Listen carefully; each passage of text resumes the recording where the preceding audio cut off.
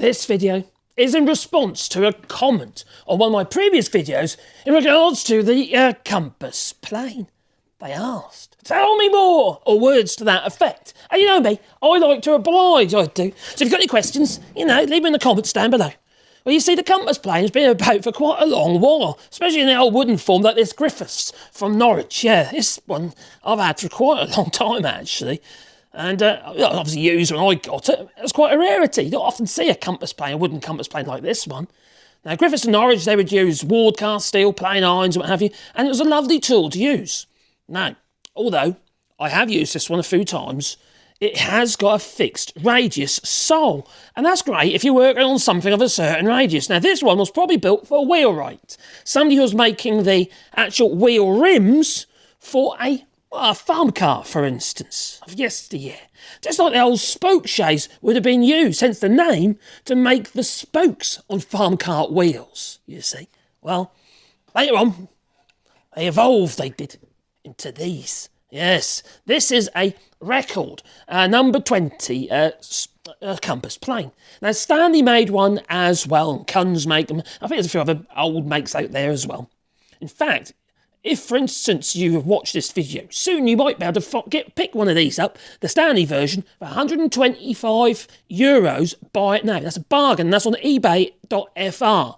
Now, okay, you might be watching it later, but I just thought I'll put that out there because that is a bargain. These things fetch a lot of money.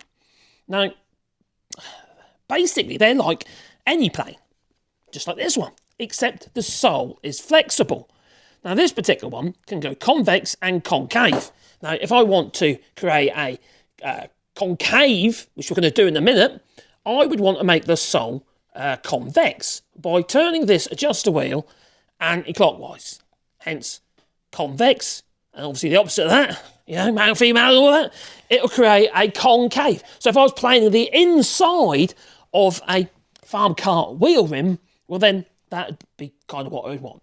And I'll try and match that with the shape, the radius of the actual farm cart wheel. Now, what I used this plane for, not so much recently, but what I used to use it for, was in the boat building industry, where we'll be planing gunwales or rubbing strakes, or it could even be the hog, a king post on a boat hull, what have you.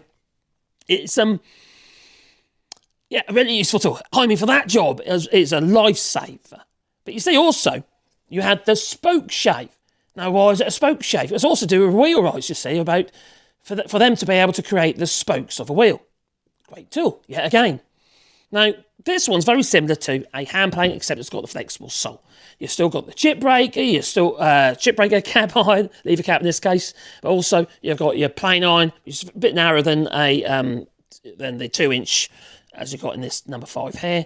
But also you've got this little lock on the front here. So you set the radius that you want to plane at, and then you lock it off. You must lock it off. If you don't, it'll effectively work its way one way or the other. Generally, it'll go flat eventually. Now, when you store these things, it's really important that you store them without any tension on the sole. Oh, God, I was watching, who was it now? It was quite a well-known YouTuber. I'm not going to say his name, actually. But anyway, he was storing it. You see it on his rack behind him with a big old bend in. I thought, no, don't do that. Don't. Now, there's a few things you need to look out for. If you are in the market of buying one of these compass planes, I've mentioned this before in previous videos, just make sure your dovetail here isn't seized solid, because the dovetail slide just there. Basically, as you put tension onto the sole, it allows it to float one way or the other. Otherwise, you'll be putting tension on these 2 points here, this pivot point here and this pivot point there. So that needs to be able to move. It's tight, you tap it by either way, basically, and that should move.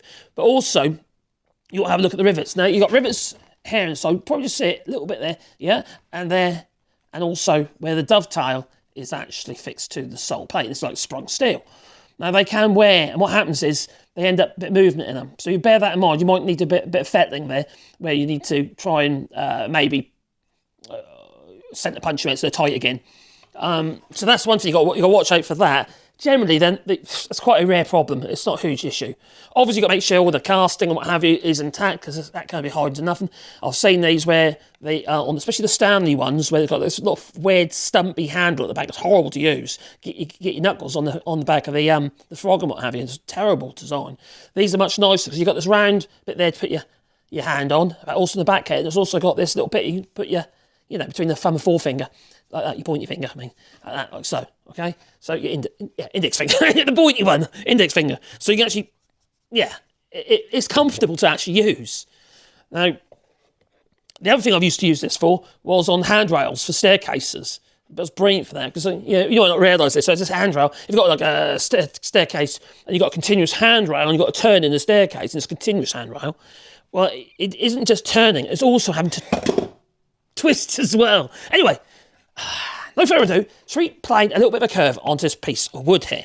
Now, I'm going to have to stand up to do that. I am. Oh, God, my head's chopped off, like my wedding pictures as it is. So what I'm going to do is I'm going to create a convex on the bottom of the sole, just a slight one, so it's got a slight round on it now, so it should be rocky. It is, yeah. Not Rocky Balboa, no, just Rocky.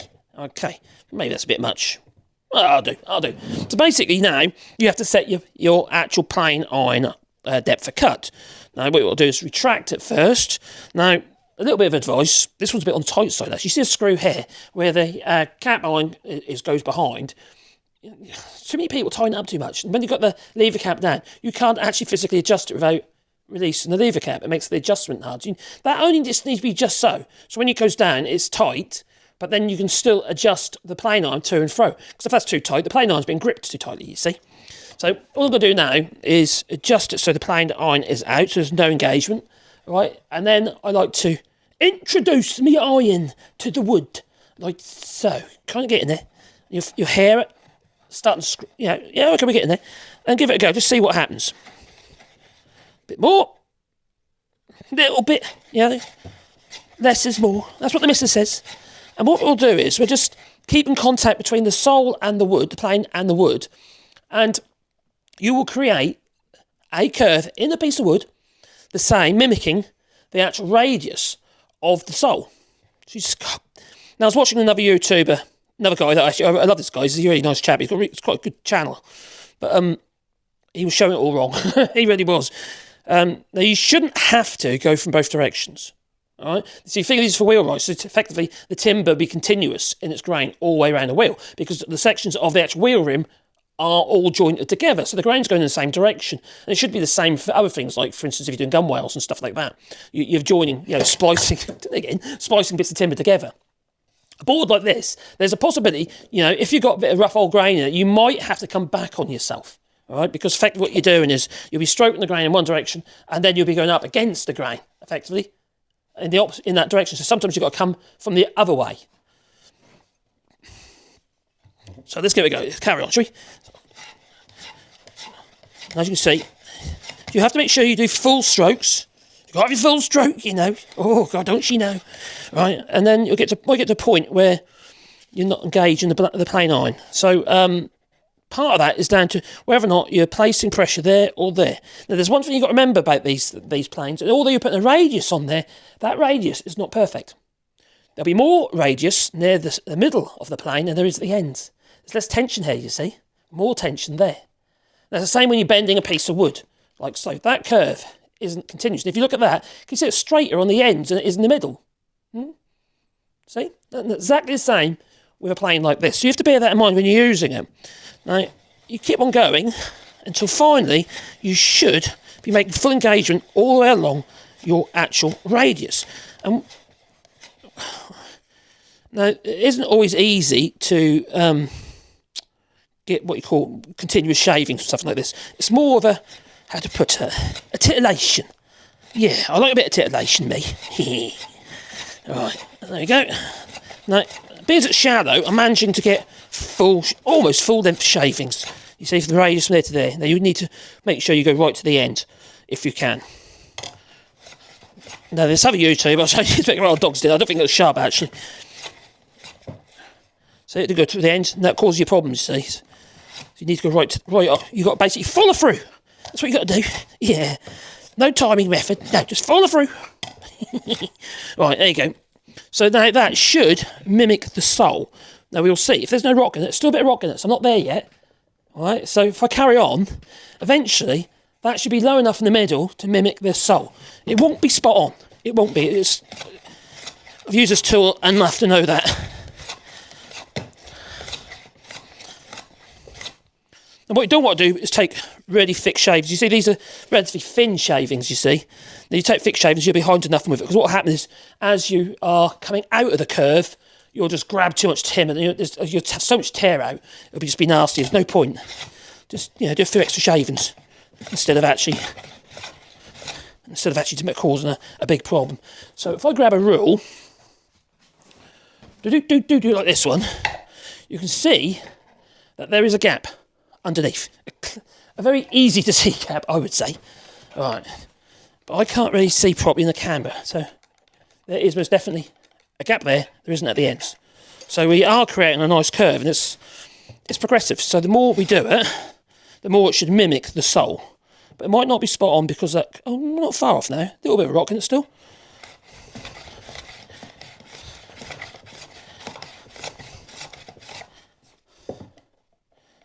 There's a little bit there. That's probably as far as you're going to go, actually.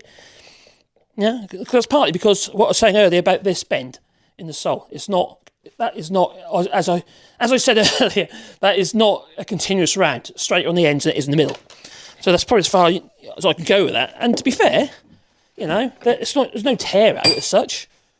It's done its job, So it's a great tool to have. Now, okay, this is a shallow curve, and the deeper the curve, the concave that you go, the more possible tear out you're going to have at this point. But I'll tell you what, if you're doing like cabriole legs for a table, what have you, or anything like that, it's one of them tools you might not use very often, but when you need that, you need it. You really do. It can be a right godsend. And in the boat building industry, because you're dealing with lots of curves, and because boats aren't generally square, are they? This is a barge. It's a godsend. It really is. And I won't get rid of it, not ever. I'm going to be buried with it. That's it. That's tomorrow, that is. That might even be a video. So anyway, if you can get hold of one, I would suggest that you do. But be a bit wary of something like this, because obviously it's set to a certain radius, and although you could still use it on something like on fairly shallow curves, you'll find it quite difficult. Yeah. But there are things you can do. You can actually, you can glue extra little stoppages on and stuff like that. I've done that before, where I got caught out, with a bit of super glue and just knock it off afterwards. That does, so you're effectively changing the dynamics of the sole of the plane. Now, the other thing you can obviously use would be things like your little spoke shaves. Obviously, they've got to be sharp, but just like the spoke shave, the radius there does dictate somewhat the shape that you can actually plane with that radius. That's where sometimes, because of the width of the sole on a flat spoke shave, such as this one, for a shallow curve like that, you'd be just as well off with a spoke shave. And, you will be just as well off because that does any radius and you can pretty much mimic the sole pretty close. Whereas this takes a lot more skill and effort, and it's a lot harder to actually maintain a radius, you see. So, although it's a very good tool, very, very useful tool, but it's a bit more, I had to put it, a bit like a draw knife, but it takes a certain thickness shaving instead of the draw knife, which is, you take big thick bits off, all thin bits. But with the spoke shave, I do tend to adjust the spoke shave iron at an angle, slightly more protrusion in one end than the other, and that allows me a bit of manipulation, it does, so it's quite handy. But you're better on what? Horses for courses, you see. Having the right tool for the job. But there are other ways of doing it. Obviously, you can use a card scraper and stuff like that. If you get a bit of tear out, you better use a card scraper, and you can scrape out that, to get that perfection if that's what you're after. But if you're doing a lot of curvature, not